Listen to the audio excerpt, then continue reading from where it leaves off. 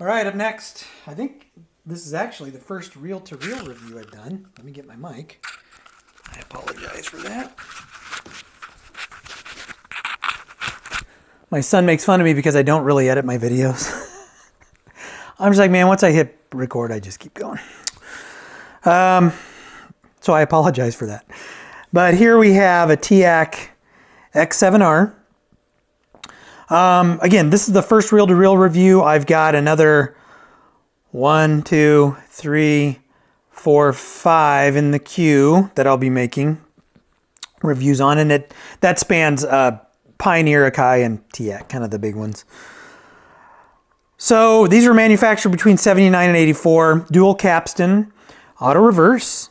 You saw the dimensions and the weight. It's a pretty, it's a modestly sized reel-to-reel. And you'll see when I do the X10, I have an X10 that I'm going to do, but I also have a Pioneer 707 I'm going to do, and then a Teac 2300, I think, or it might be a 3300. But anyway, you'll kind of see I'm going to go from the smallest that I've come across to one of the larger ones that I've come across. But anyway, today we're talking about the Teac X7R. In terms of the series, I couldn't find a whole lot of information. I only found like one product catalog. So it was hard to find information on the series. But from what I could gather, at least the 1980 catalog that I could find, the other models in the group were the X3, the X7, and the X7R. So one is auto reverse and one is not. The X10 and the X10R. And then also there were Mark II versions. I'm not sure what the difference is between like this and a Mark II. I'm not a reel-to-reel sorry about that. I'm not a reel-to-reel historian. I don't rebuild reel-to-reels, right? I just repair them, get them running, and then kind of go from there. So I don't know what's going on with the Mark II versions. Let me stop there. What the heck? Oh, sorry. I'm easily distracted this morning. Let me get back to Mark II versions. These also, I guess some of the models came in black, right? And I'll kind of explain that when we go over pricing information. You know, definitely has kind of that transitional going from the 70s to the 80s vibe, because we have brushed, kind of a silverish, grayish color. We do have, these came with wooden cabinets or without wooden cabinets. I think this is a vinyl.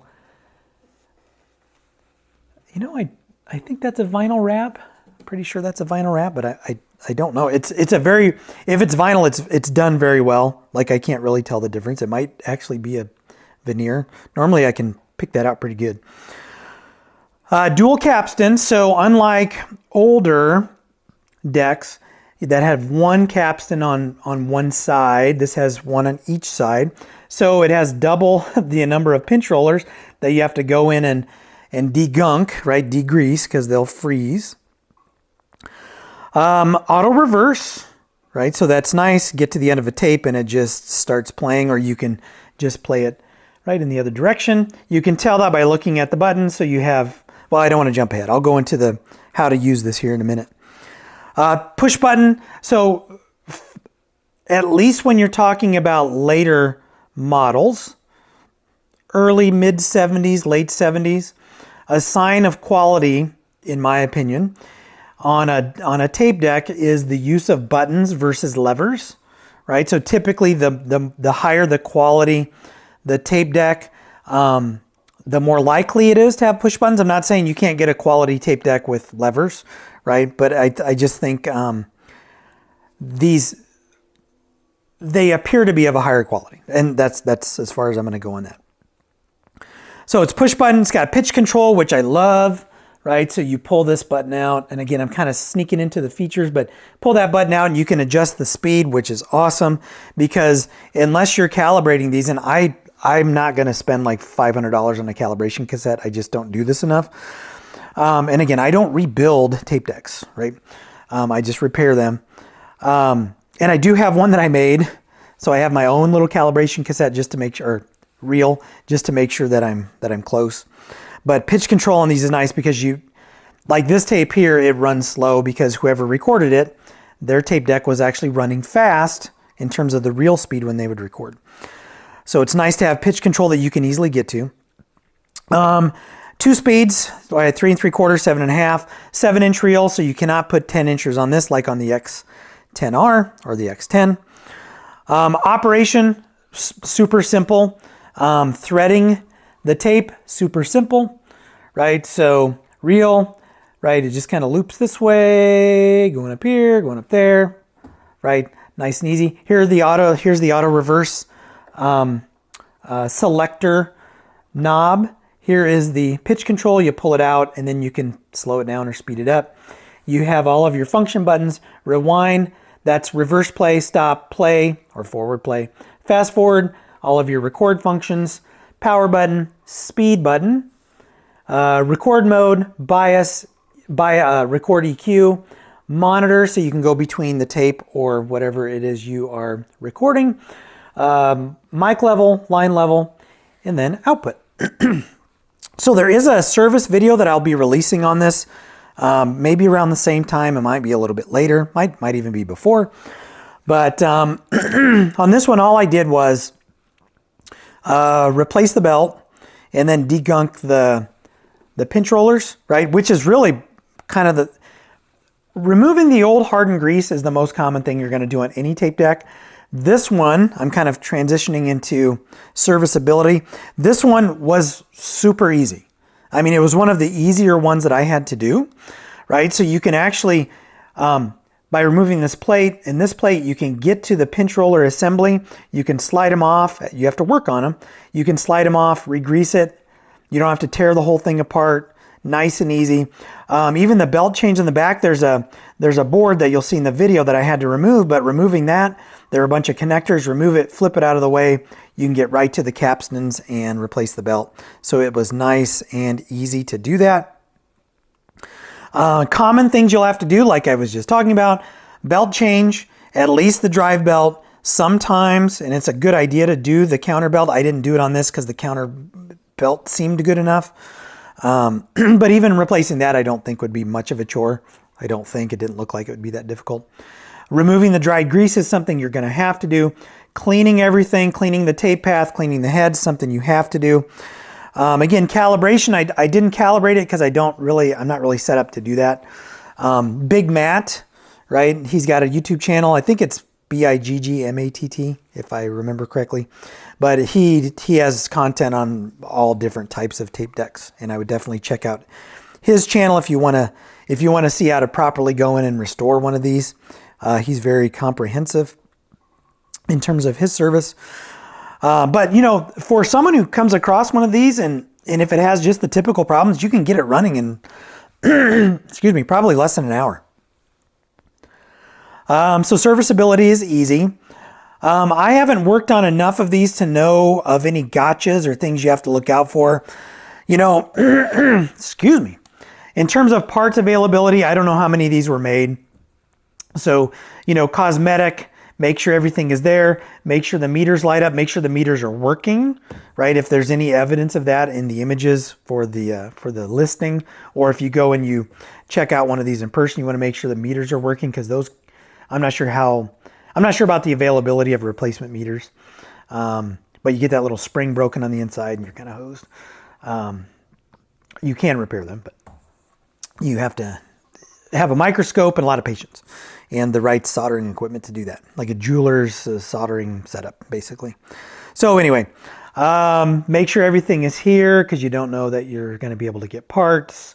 Condition of the case and the cabinet and all that stuff basically will go into whether or not it is going to be a good buy for you.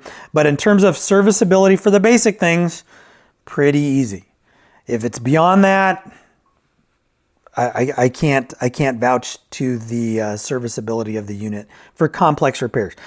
Basically, in my opinion, and the reason why I don't do a lot of tape decks is because they're a pain in the butt when you get into relays and cleaning them and recapping these things, and I just don't like to do it. So I don't, because I don't have to. Yeah, that's what I would look out for on these. In terms of price, they're kind of all over the place. So if you encounter one of these and it's black, not gray, right, you can expect to pay more than $1,000. $1,200, $1,300, $1,500, something like that if it's in good shape. And that's what you're going to pay for these because they're relatively rare. I'm not sure. I would assume it's a European model, but I don't know that. They may have been available in the States. I'm just kind of guessing there. Again, not a tape deck historian here. To get one restored, so to get one in pristine condition, I would say if it's been recapped, you're looking at around $800, 800-ish, maybe $750 to $900, somewhere around there. At least from what I've seen on eBay. One in this condition, one that I would call working, depending upon if it has the cabinet, because remember, cabinet will add $100 or so. Without a cabinet, I would expect about $500, $550. With the cabinet, in this condition, this one is super clean. You're looking more along the lines of $650, $700, somewhere around there. Just kind of depends.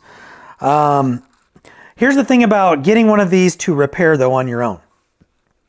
So if you were to pick up one of these for a parts, or as a parts unit, right, you can probably get one for less than $200 or around $200. Now, locally, and you know, here's the thing about reel-to-reel decks. They don't sell. They don't sell routinely. So they don't really command as high a price as you might expect. So for example, we always have about 8 reel-to-reel decks down at 402 vinyl. And now this one will sell quickly because it's kind of an oddball, so this will command a higher price. Some of the more common TX, like a 4010 or something like that, we can't give them away at $150, right? It's just, people don't want them. 10-inch reel decks, very popular. This one will move quickly because it's a little bit unique. So when they walk in the door, like if you were to look and try to find one of these locally or local to you, you know, you could probably score one of these for less than $100. Because here's the deal. If I'm going to try to sell this on eBay, this thing is going to cost a fortune to package and sell. Or I mean, to package and ship. So shipping on this to insure it can easily run you $100, especially if you take it to like FedEx and have them box it up and all that stuff. So, you know, if someone's trying to sell one of these that's not working locally for $300, they're out of their mind, right? To sell one of these locally for parts for $100, that's more realistic, because you can also very easily get into this and there could be some crazy electronic circuitry stuff going on that is going to be a nightmare to troubleshoot, and you may wind up with a 40-pound boat anchor, right? Because maybe you don't have the equipment to actually go in and repair it. So typically the shop, since we have so many reel-to-reels, we really won't pay much for them, and a lot of times I do have to spend more time than I like to on these. Again, this one was pretty easy, but I've got a Pioneer in the repair queue right now, and Pioneer reel-to-reels are kind of uncommon.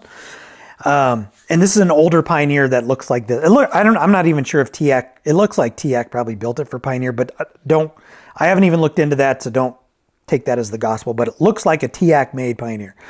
So it's like an early 70s model. And then I have the X10. I did another X10 earlier. I just didn't record anything on it, or I may have. In fact, I think I did. I think I just did the degunking of the pinch roller, and I don't think, as of the day I'm filming this, I don't think I've released that one yet. So anyway, enough rambling on about tape decks and pricing and all that kind of stuff.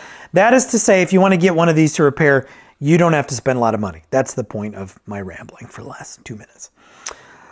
So as always, I guess I'm going to wrap it up here. So as always, if you like what you see, hit subscribe. I'll catch you in the next video. Please keep sending me ideas for reviews. Someone actually commented on like 3 or 4 different amplifiers and receivers. So I'm trying to find one of those right now. And it just so happens that like 3 of the 4 things that this viewer wanted to see, I actually have in the queue to make videos on. So there are going to be a lot of reviews coming up. So with that being said, if you like what you see, hit subscribe, and I will catch you in the next video.